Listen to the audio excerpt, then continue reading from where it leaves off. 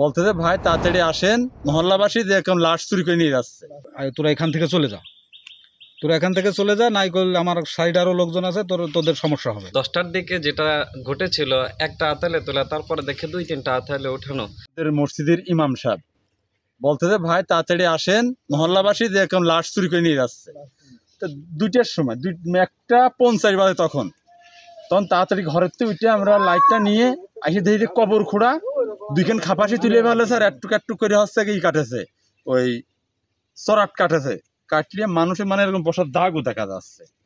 তখন হয়েছে কি সব মানে ঘিরিয়ে নিছি।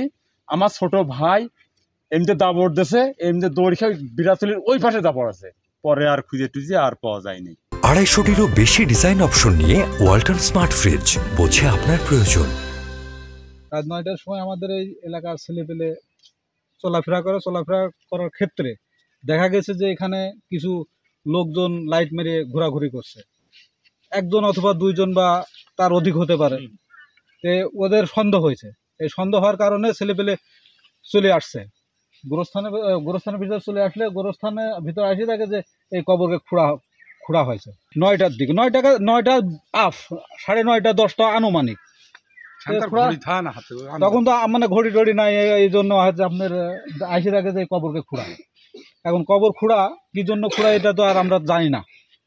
আসার পরে তাকে তাড়িয়ে দেওয়া হয়েছে, তাড়িয়ে দেওয়ার পরে তারা এই মানে কবরের ভিতরে অনেক লোকজন আমাদের এলাকার যারা মুসলমান সম্প্রদায়ের লোক আছে তারা সবাই এসে দেখে, চারদিক ঘুরিয়ে ঘাড়ে দেখার পরে দেখে যে কোনো লোককেও পাওয়া যায়নি। না পাওয়ার ক্ষেত্রে তারা আবার চলে যাওয়ার পরে আবার আমাদের এখানে রবিন নামে এক ছেলে আছে, তারপরে ওই ওর নামটাকে আমার ভাইতেছে রিপন ছিল, তারপর আরেকজন কে ওর নাম জুয়েল ছিল। তো ওরা আবার মানে সন্দেহ হয়েছে আবার যে আবার একটু দেখি, ওই দেখতে এসে দেখে যে আবার গোরস্থানের ভিতর লোক, ওর সাথে কথাবার্তাও হয়েছে যে কাছে তোরা এখান থেকে চলে যা, নাই করলে আমার সাইড আরো লোকজন আছে, তোদের সমস্যা হবে। হ্যাঁ চেনছে, তারা চেনেছে, এলাকার লোক সবাই জানে।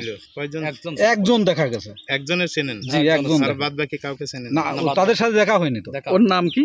ওর নাম হচ্ছে রাজা। বাড়ি কোথায়? বাড়ি কাছের কোলে, পশ্চিম পাড়া। 3 ভাই আবার কবরস্থানের মধ্যে যখন প্রবেশ করে তখন একজনকে দেখতে পায়। দেখার ফলে আবার যখন তার সাথে তর্ক বিতর্ক হওয়ার পরে এক পর্যায়ে আবার গ্রামবাসীদেরকে যখন ডাকতে যায় তখন দেখে যে কবরের যে প্রথমত 10টার দিকে যেটা ঘটেছিল, একটা আতালে তোলা, তারপরে দেখে 2-3টা আতালে উঠানো, মানে মাটি সরায়ে। হ্যাঁ, মাটি সরানো। এখন ওর পাশে একটা চাকু পাওয়া গিয়েছিল এবং যে কাঁচাটা আছে কাঁচাটাও কাটা অবস্থায় ছিল আর কি। যদি এরপরে যখন ফাঁকে থেকে যখন ধর বলে তখন আবার সে পালিয়ে যায়। এটাই হলো গতকালকের ঘটনা আর কি। ঈদগাহ গোরস্থানে যে একটা অপ্রীতিকর ঘটনা ঘটেছে, রাত্রেবেলায় কবর থেকে লাশ বের করে নেওয়ার জন্য ষড়যন্ত্র চলতেছিল। ভোরবেলা আমি খবর শুনে সঙ্গে সঙ্গে সরেজমিনে যাই, পরিদর্শন করি, লোকজন নিয়ে পরিদর্শন করে কমিটির লোকজন ডেকে তাৎক্ষণিকভাবে একটা ব্যবস্থা নেওয়া হয়েছে। তাকে থানায় দেওয়ার জন্য ক্যাম্পে ঢুকোর জন্য চেষ্টা করা হয়েছে। আইসি সাহেব বললেন যে না, এই পরিবেশ নীতিমানত আমার নলেজে থাকলো। এরপরে আমরা বিকেল 4টায় এবার মিটিং ডেকেছি, কর্তৃপক্ষর মিটিং নিয়ে একটা উপযুক্ত ব্যবস্থা নেওয়ার জন্য, শান্তি শৃঙ্খলা বজায় যাতে থাকে, হট্টগোল না হয়, এর একটা ব্যবস্থা নেব বলে আমরা সিদ্ধান্ত নিয়েছি। 4টায় মিটিং।